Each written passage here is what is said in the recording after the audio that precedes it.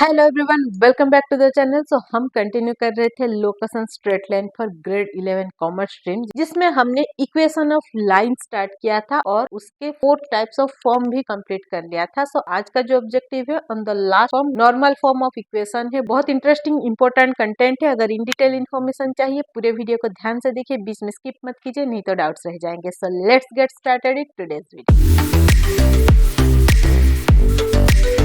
आज का जो ऑब्जेक्टिव है, जैसा मैंने इंट्रोडक्शन में बोला, नॉर्मल फॉर्म ऑफ इक्वेशन है। Already 4 types of form of equation हमने सीखा हुआ है। Slope point form, 2 point form, slope intercept form, double intercept form. तो ये नॉर्मल पॉइंट फॉर्म क्या है? जहाँ पे हमें एक प्लेन पे लाइन जो है उसका परपेंडिकुलर डिस्टेंस गिवन है। तो अगर ये मेरा प्लेन है X Y axis with 0 origin, अगर यहाँ से मेरा लाइन ऐसे ड्रॉ हो रहा है, तो let this point as A B. तो लाइन ए बी जो है वो इस एक्स वाई एक्सिस पे ड्रॉन है। अगर मुझे ओरिजिन से इसका परपेंडिकुलर डिस्टेंस पता है, means this is 90 degree, this is perpendicular distance, let this point as point C. अगर हमें ये डिस्टेंस गिवन है, देन ये लाइन ए बी का इक्वेशन हम कैसे डिराइव करेंगे and why it is called as normal form, because this perpendicular is called as normal. So ये इक्वेशन को डिराइव करने के लिए मैं यहाँ पे थोड़ा छोटा सा एक डायग्राम बनाती हूँ। तो ये एक्स एक्सिस, वाई एक्सिस, यहाँ पे हमारा जो लाइन ड्रॉ हो रहा है with A and B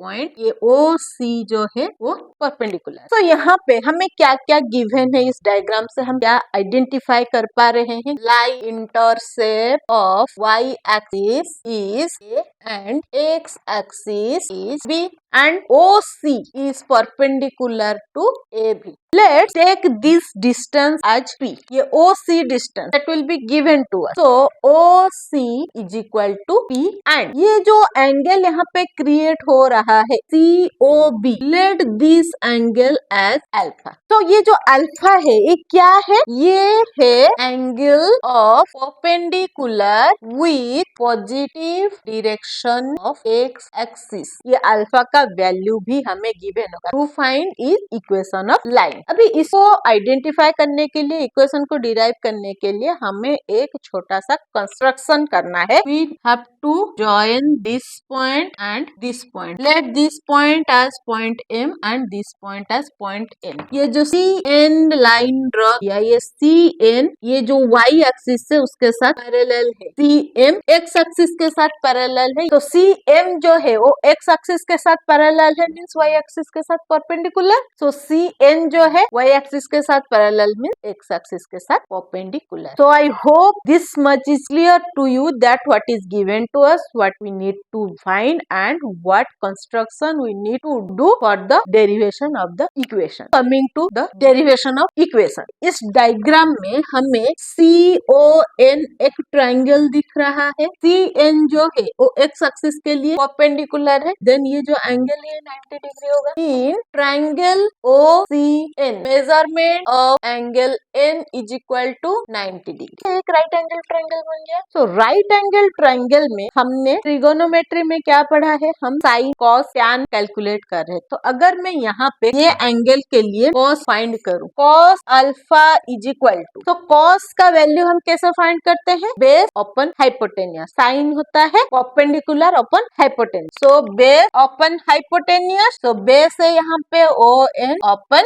hypotenuse है OC। सो ON का वैल्यू हमें नहीं पता है, OC का वैल्यू है P cos alpha is equal to ON upon P। If I am shifting P to this side, P cos alpha is equal to ON। So हमें यहाँ पे ON का वैल्यू क्या मिला? P cos alpha. ये जो ON है इसका मेजरमेंट CM के साथ इक्वल हो, क्योंकि ये 90 डिग्री है तो ये भी 90 डिग्री होगा, ये एंगल भी 90 डिग्री, ये भी 90 डिग्री। सो OMCN या तो स्क्वायर होगा या तो रेक्टेंगल होगा। स्क्वायर नहीं बोल सकते क्योंकि हमें नहीं पता है कि ऑल साइड्स आर इक्वल, क्योंकि 90 डिग्री है ऑल एंगल्स, तो डेफिनेटली रेक्टेंगल तो हम पकड़ के चल सकते हैं। सो यहाँ पे ON और CM इक्वल मेजरमेंट के होंगे, सो ON की जगह हम CM रिप्लेस कर सकते। नाउ कमिंग टू, अगर मैं यहाँ पे साइन अल्फा कैलकुलेट करती हूँ, sine alpha is perpendicular upon hypotenuse. तो perpendicular upon hypotenuse is equal to, यहाँ पे परपेंडिकुलर कौन सा है, C N upon hypotenuse O C, C N upon P. Sine alpha is equal to C N upon P, तो P sine alpha is equal to C N. Again C N जो है O M के साथ equal है, तो हम यहाँ पे ओ एम रिप्लेस कर सकते। तो यहाँ पे हमें इसका मेजरमेंट और इसका मेजरमेंट मिला क्या, P cos alpha and P sine alpha. अभी अगर ये डिस्टेंस पी कॉस अल्फा और ये डिस्टेंस पी साइन अल्फा है, तो हमारा ये जो पॉइंट है उसका कोऑर्डिनेट्स हमें क्या मिल गया, P cos alpha and P sine alpha. ये हुआ पॉइंट सी के कोऑर्डिनेट, ये डिस्टेंस और ये डिस्टेंस होता है ये पॉइंट का कोऑर्डिनेट। अभी हमें मिल गया यहाँ पे सी पॉइंट के कोऑर्डिनेट, ओ पॉइंट के कोऑर्डिनेट 0 0, क्योंकि दैट इज द ओरिजिन। अभी अगर मैं ओ सी स्लोप कैलकुलेट करूं, तो यहाँ पे ओ के कोऑर्डिनेट्स x1 y1, सी के कोऑर्डिनेट x2 y2 कंसीडर करेंगे। So slope O C is equal to y2 minus y1 x2 minus x1। So ये हो जाएगा p sine alpha minus 0 p cos alpha minus 0। So p sine alpha upon p cos alpha. यहाँ पे again p और p similar values on both numerator and denominator cancel हो गया, तो हमें क्या मिला, sine alpha upon cos alpha. ये क्या है, स्लोप ऑफ ओ सी। यहाँ पे हमें गिवन क्या है, ओ सी जो है ए बी का परपेंडिकुलर है। अगर ये दोनों लाइन परपेंडिकुलर है, तो दोनों लाइन का जो स्लोप है उसके बीच में रिलेशन क्या होगा, relation of perpendicular line, product of both the slope will be -1। So slope of A B multiplied slope of O C is equal to -1। This is by slope of perpendicular line. अगर यहाँ पे मैं slope of A B को रखती हूँ, slope of A B को इस side रखती हूँ, तो स्लोप ऑफ ओ सी क्या हो जाएगा, -1 के साथ डिवाइड हो जाएगा, -1 upon slope of O C. Slope of O C का वैल्यू हमने क्या फाइंड किया, sine alpha upon cos alpha. So slope of A B is equal to -1 upon sine alpha upon cos alpha. अगर इसको हम reciprocate करते हैं तो हो जाएगा minus cos alpha upon sine alpha. तो हमें स्लोप ऑफ ए बी क्या मिला, minus cos alpha upon sine alpha. तो आई होप यहाँ तक आपको क्लियर हुआ कि slope of line A B हमने कैसे फाइंड किया, क्योंकि अगर इक्वेशन फाइंड करेंगे हमें स्लोप चाहिए। अभी तक आपने देखा होगा हर जगह पे हमने स्लोप के बेसिस पे ही इक्वेशन डिराइव किया है। अभी अगर मैं लाइन ए बी पे कोई एक पॉइंट एस एज्यूम कर with coordinate x and y, पे point S on A B with coordinate x and y. So अगर मैं एस सी स्लोप काउंट करती हूँ, स्लोप एस सी, सो यहाँ पे इसको x2 y2 इसको x1 y1 कंसिडर करके हम कैलकुलेट करते हैं, तो हो जाएगा y minus P sine alpha divided by x minus P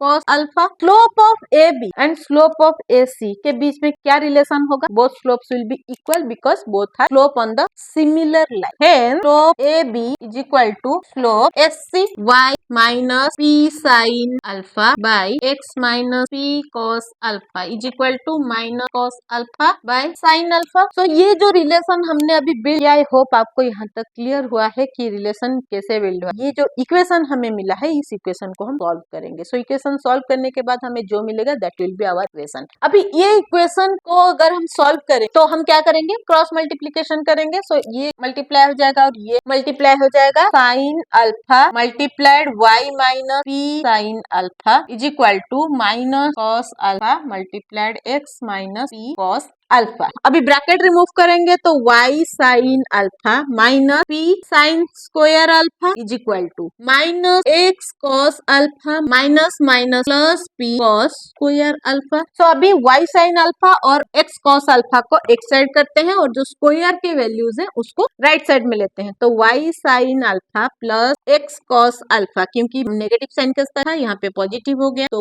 p cos square alpha plus p sine square alpha, again ये भी नेगेटिव के साथ था पॉजिटिव हो गया, y sine alpha plus x cos alpha is equal to, यहाँ पे अगर हम p कॉमन लेते हैं क्योंकि दोनों जगह पे p मल्टीप्लाइड है, तो क्या हो जाएगा cos square alpha plus sine square alpha, y sine alpha plus x cos alpha is equal to p multiplied cos square alpha plus sine square alpha. अगर आप ट्रिग्नोमेट्री के आइडेंटिफाई इक्वेशन को remind करते हो तो आपको ध्यान में आएगा cos square alpha plus sine square alpha का वैल्यू होता है 1। तो यहाँ पे 1 मल्टीप्लाई हो गया तो हमें y sine alpha plus x cos alpha is equal to p मिला। अभी अगर इसको हम रीअरेंज करते हैं क्योंकि x का वैल्यू पहले आना चाहिए, x cos alpha plus y sine alpha is equal to p। So ये है हमारा equation for the line when normal और perpendicular and angle between perpendicular and x axis is given to us. So I hope ये जो derivation of equation है आपको clear हुआ है।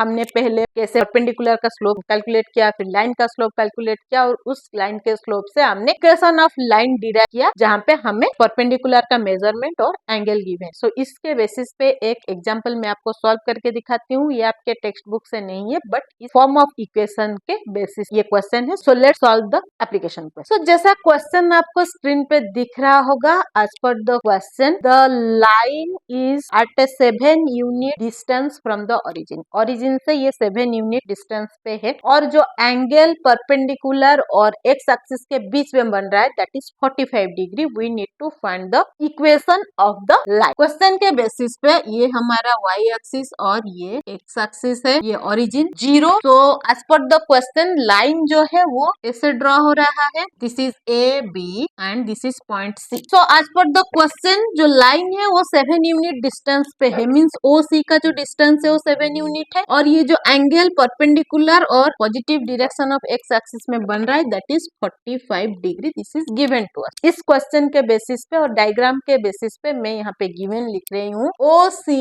Is perpendicular to A B, O C is equal to 7 unit, angle C O B is equal to 45 degree. To find equation of line A B. तो इसको solve करने के जो steps है वो आपको डिस्क्रिप्शन बॉक्स में मिल जाएंगे। सो पहले क्वेश्चन रीड करना है और गिवन फाइंड आइडेंटिफाई करना है। देन सोल्यूशन पार्ट में हमें रिक्वायर्ड फॉर्मूला लिखना है, फॉर्मूला में वैल्यूज को रिप्लेस करके फाइनल आंसर फाइंड करना है। तो कमिंग टू द सोल्यूशन, तो नॉर्मल फॉर्म ऑफ इक्वेशन क्या है, x cos alpha plus y sin alpha equal to p। So यहाँ पे अल्फा क्या है 45 डिग्री, इसको हम अल्फा लेंगे और 7 यूनिट को हम p लेंगे। तो यहाँ पे हमें अल्फा का वैल्यू मिल गया और p का वैल्यू मिल गया। Replacing values x cos 45 degree plus y sin 45 degree is equal to 7x multiply cos 45 degree का value is 1/√2 plus y sin 45 का value is again 1/√2 is equal to 7। तो अगर इसको हम सॉल्व करते हैं तो हमें मिलेगा x/√2 plus y/√2 is equal to 7। अगर यहाँ पे मैं ये जो x और y वैल्यूज है इसको ऐड करती हूँ, लेफ्ट साइड में एलिमेंट्स को ऐड करती हूँ तो मुझे क्या मिलेगा, यहाँ पे कॉमन डिनोमिनेटर 2 और x प्लस y हो जाएगा। यहाँ पे 7x plus y is equal to 7√2। ये √2 जाके इस साइड मल्टीप्लाई हो गया क्योंकि डिवाइडेड था, मल्टीप्लाई हो गया। सो ये मिला हमें हमारा required equation of line A B. So I hope ये जो सोल्यूशन है आपको समझ में आया है along with the derivation of equation. थोड़ा लेंदी था बट बहुत इंटरेस्टिंग है। सारे प्रीवियस नॉलेज को यूज करके हमने ये इक्वेशन को डिराइव किया है। आई होप ये आप लोगों के लिए इंटरेस्टिंग और यूजफुल रहेगा। सो इसी बेसिस पे आप कोई भी क्वेश्चन लेके सॉल्व करने की कोशिश कीजिए, सारे स्टेप्स को फॉलो कीजिए, डेफिनेटली आपको प्रॉपर आंसर मिलेगा। अगर फिर भी आपको किसी पॉइंट पे डाउट है कमेंट सेक्शन में लिखिए, मैं उसका सोल्यूशन और क्लैरिफिकेशन आप लोगों के लिए लेके आऊंगी। तो ऐसे ही इंटरेस्टिंग मजेदार वीडियोस के लिए, सोल्यूशंस के लिए बने रहिए मेरे साथ। Stay tuned with Next Gen Math. But जाने से पहले अगर यूट्यूब से देख रहे हैं, चैनल में नए हैं, देन चैनल को सब्सक्राइब कर लीजिए। अगर फेसबुक से देख रहे हैं पेज को फॉलो कर लीजिए, लाइक शेयर करते रहिए ताकि बाकी लोगों को हेल्प होता रहे। मिलते हैं और एक इंटरेस्टिंग मजेदार कंटेंट के साथ। Till then bye bye.